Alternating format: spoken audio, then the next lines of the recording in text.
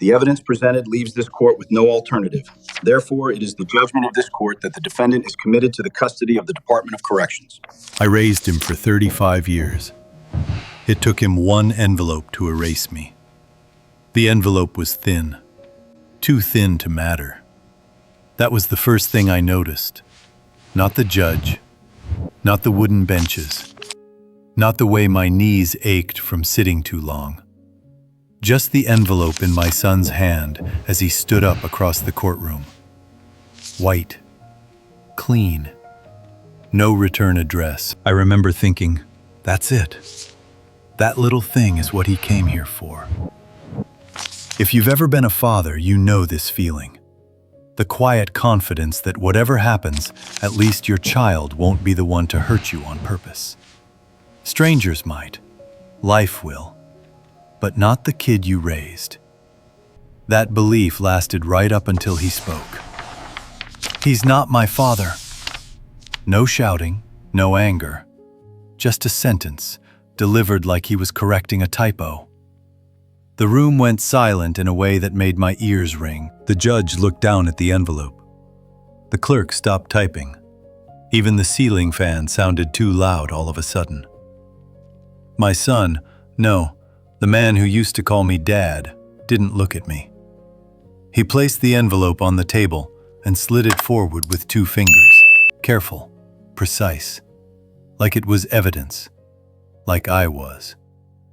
I have documentation, he added. DNA test results. DNA. A word that can erase decades in a single breath. I didn't say anything. I couldn't. My mouth was open, but my mind was somewhere else. Back in a pickup truck 35 years ago, strapping a car seat into the passenger side because I didn't own anything bigger. Back to scraped knees, parent-teacher meetings, late-night drives through snowstorms because a kid needed antibiotics and the pharmacy 2 towns over was still open. All of that was suddenly being weighed against a sheet of paper. Easy does it. It's all right, I gotcha. All better now. The judge cleared his throat. Mr. Cole, is this correct? My son nodded, still not looking at me. Yes, Your Honor. I found out years ago. The evidence presented leaves this court with no alternative. Therefore, it is the judgment of this court that the defendant is committed to the custody of the Department of Corrections. That sentence landed heavier than the first. Years ago. Not yesterday. Not last month. Years. I felt something shift in my chest. Not crack, not break. Sink. Like a floor giving way slowly enough that you don't scream. You just drop. So this wasn't a discovery. It was a decision. The envelope sat there between us, no bigger than a bill. Funny how something so small can carry that much weight. Funny how a life can be reduced to paperwork when it's convenient. People online like to call things like this a revenge story, but sitting there, I didn't feel anger yet. Just confusion. The kind that makes you wonder how long the other person has been planning the moment you're finally invited into the truth, right when you're weakest.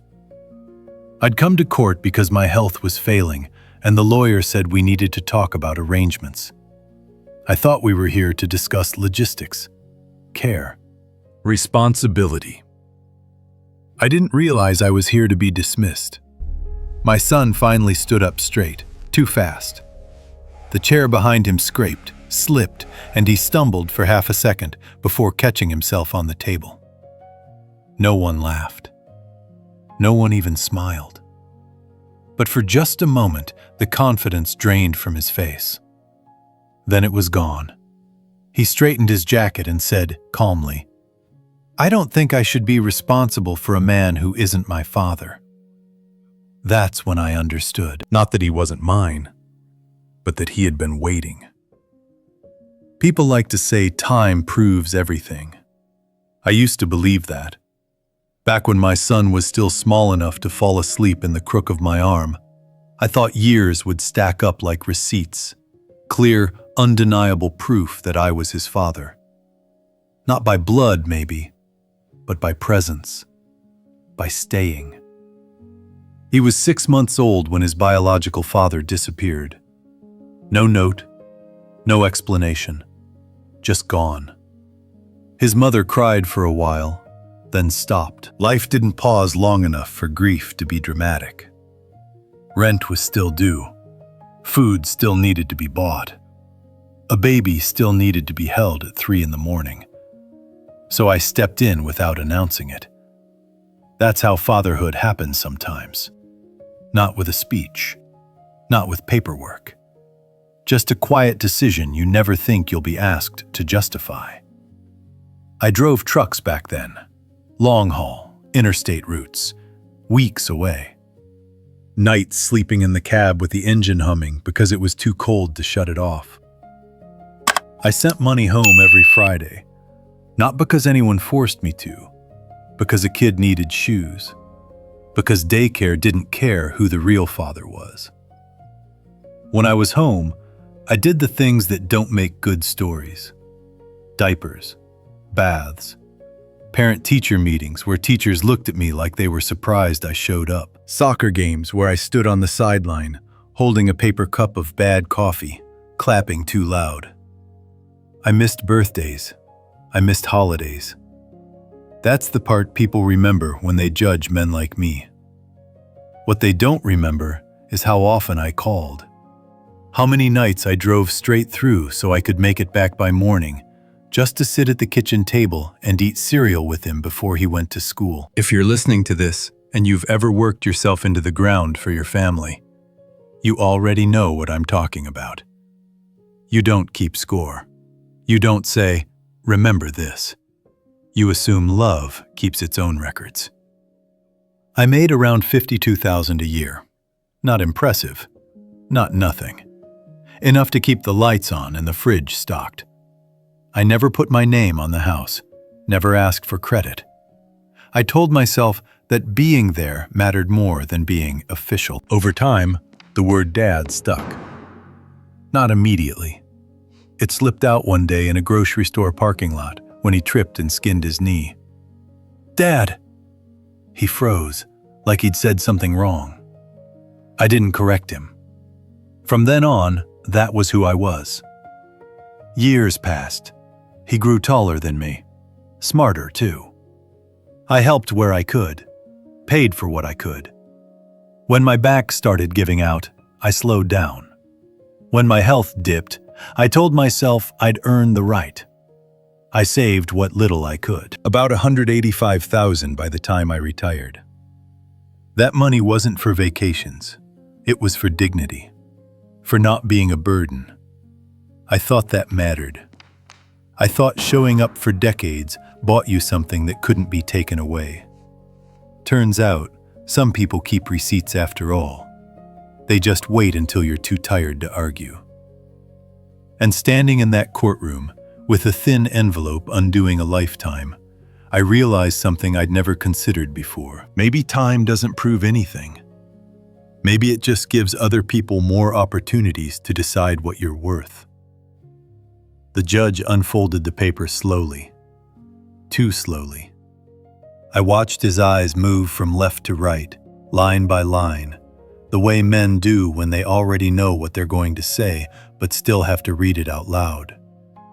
The room felt smaller with every second. The envelope sat open on the table like it had finished its job. According to these results, the judge said, there is no biological relationship. No biological relationship. That phrase didn't hit right away. It floated in the air, harmless on its own.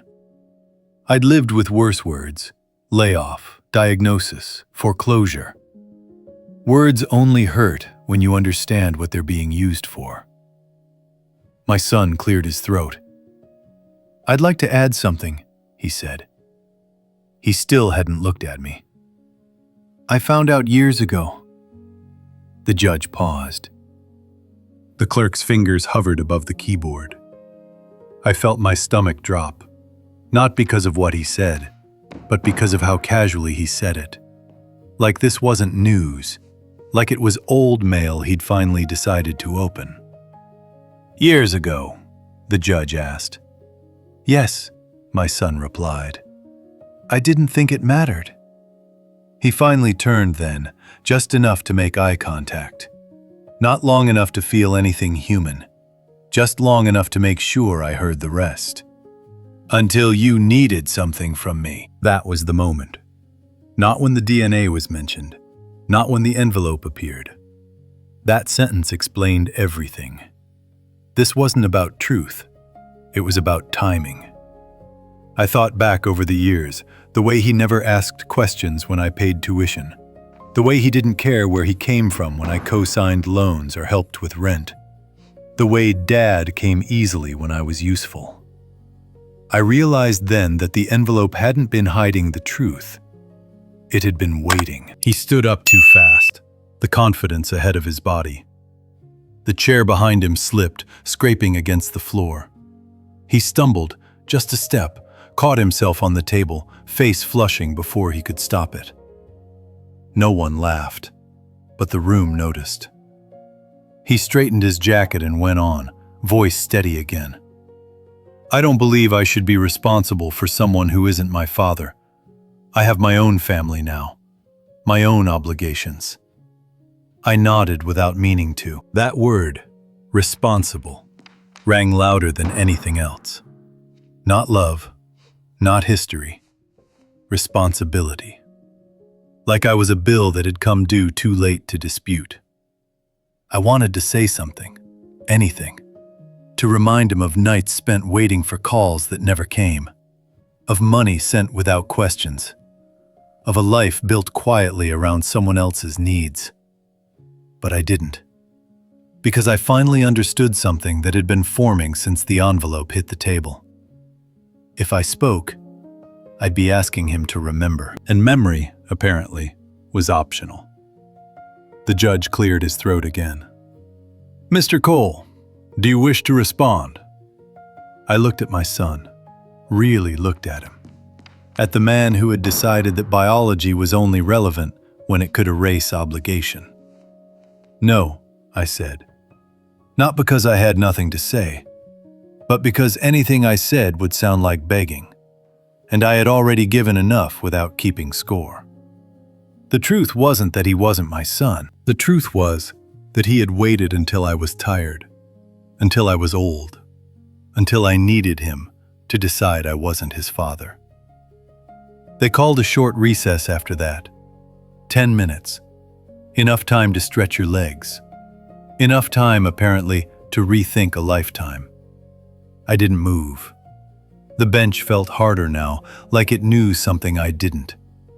My hands rested on my knees, palms down, the way I used to sit when I was trying not to say the wrong thing at home. Old habits don't disappear just because the people they were for do. Across the room, my son leaned in to whisper to his lawyer. I couldn't hear the words, but I recognized the posture. Confident, controlled, already moving on.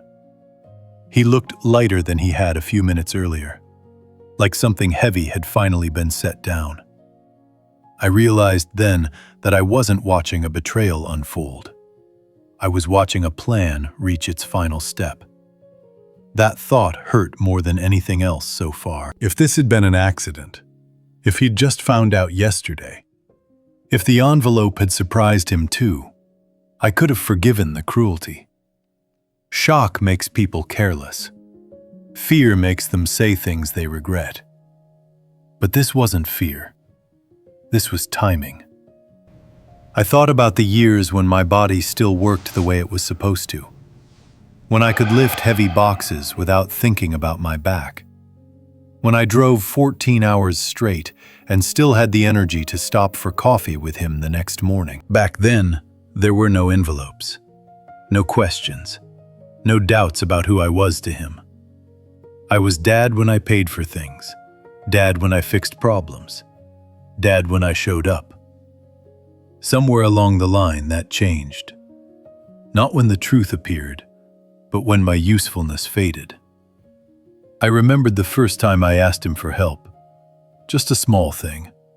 A ride to a doctor's appointment when my license was suspended for a week after the surgery. He'd hesitated, checked his calendar, said he'd try. He didn't make it. I'd told myself it was nothing, that people get busy, that children grow up, that pride means not keeping score.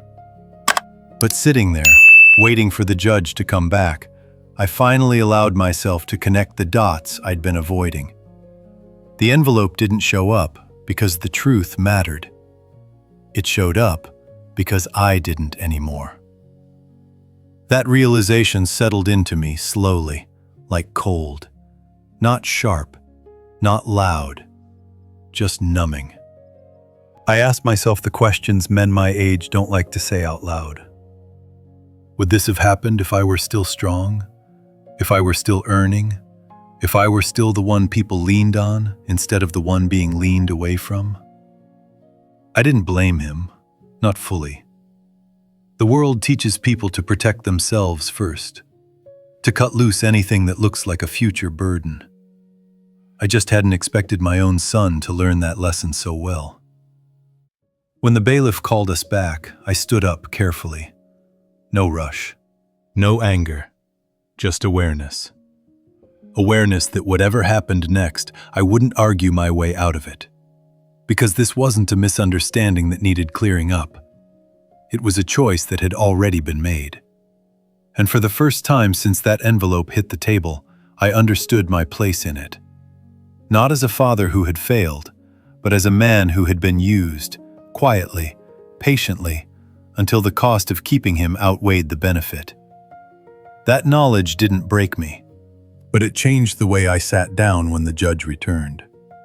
Straight-backed, silent, done trying to be remembered. When the judge returned, the room felt different. Not louder, not quieter, just settled, like everyone had already decided how this would go. My son sat upright, hands folded, ready. His lawyer leaned in once more, whispering something that made him nod. They were prepared for arguments, for objections, for me to push back. I didn't give them that. The judge adjusted his glasses. Mr. Cole, you've heard the testimony. Do you wish to contest the claim or present a statement? For a moment, I thought about everything I could say. About nights on the road, about money sent without reminders, about years that don't show up on paperwork. But I also thought about what those words would turn me into in that room. A man asking to be chosen. I stood up slowly, not to make a point, just because my knees needed the time. No, I said. My voice surprised me. It was steady. I don't wish to contest anything. There was a pause, the kind that invites regret. My son looked at me then, really looked, like he was waiting for the other shoe to drop. For guilt, for anger, for something loud enough to justify what he'd done. I didn't give him that either. I raised him because I chose to, I continued. No one forced me. No one tricked me. I made that decision, and I lived with it. I let the words sit, not for drama, for clarity. And I'm walking away now, I said, because I choose to. That got his attention. I wasn't rejecting him. I wasn't pleading. I was withdrawing. I'm not asking for support, I added. I'm not asking for recognition. I'm not asking for anything. The judge nodded slowly, pen hovering. My son shifted in his seat. For the first time that day, he looked uncertain. I realized then that he had prepared for a fight, but not for this. Not for a man who refused to argue his way into dignity. I sat back down, hands on my knees. The same way I'd sat through school assemblies and doctor's offices and long drives home in silence. Familiar, grounded. The ruling itself didn't matter much after that. Legal language, adjustments, agreements, words that rearranged responsibilities on paper. What mattered had already happened. I hadn't lost a son in that courtroom. I had taken myself out of a transaction. When it was over, people stood. Papers shuffled. The bailiff opened the door. My son hesitated, like he wanted to say something. Maybe he did. Maybe he just wanted the last word. I didn't wait for it. I walked out slowly, not because I was weak, but because I didn't need to rush anymore. For the first time in a long while, I wasn't trying to catch up to someone else's expectations. Outside, the air felt colder than I expected. Clearer, too. I took a breath and felt something unfamiliar settle in my chest. Not relief, not victory. Ownership. I hadn't been granted anything. I had reclaimed myself. And that, I realized, was the only way to leave that room with my name intact.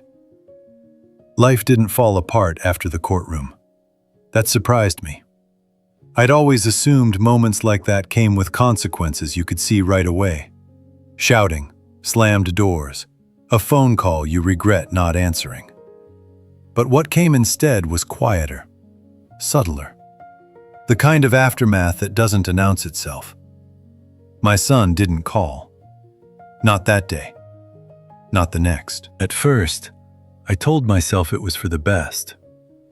Clean breaks are easier when both sides cooperate.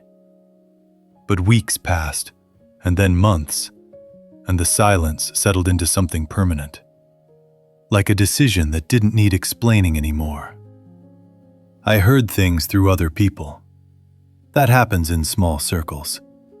A mutual friend mentioned he'd been under a lot of stress. Someone else said his wife had questions. About loyalty, about character, about what kind of man cuts ties when they become inconvenient. Funny how quickly people start measuring you by how you treat the ones who can no longer give you anything. As for me, I kept my life small. I sold the house I didn't need anymore and moved into a place that fit who I was now. 1 bedroom, quiet mornings, coffee on the porch, no rush, no one expecting me to prove anything. I didn't feel bitter. That surprised me too. What I felt was clarity. When you spend decades giving without keeping score, you assume the people you love are doing the same. You don't imagine a future where your value is reassessed with paperwork. You don't think affection has an expiration date. But some people don't see history the way you do. They see liabilities. Looking back, I realized the envelope didn't erase my past. It just revealed how someone else had been reinterpreting it. Not as care, not as sacrifice, but as something owed, and therefore something that could be refused. That realization hurt, but it also freed me. Because if my worth could be dismissed so easily, then it had never been rooted in their approval to begin with. I started walking every morning, slow at first, then a little farther.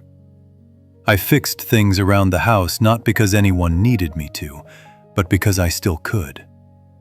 I learned to sit with my thoughts without trying to correct them. Sometimes I thought about my son, not with anger, with a kind of distance that felt earned. I hoped he found peace. I hoped he never learned what it feels like to be reduced to a burden by someone you once carried on your shoulders.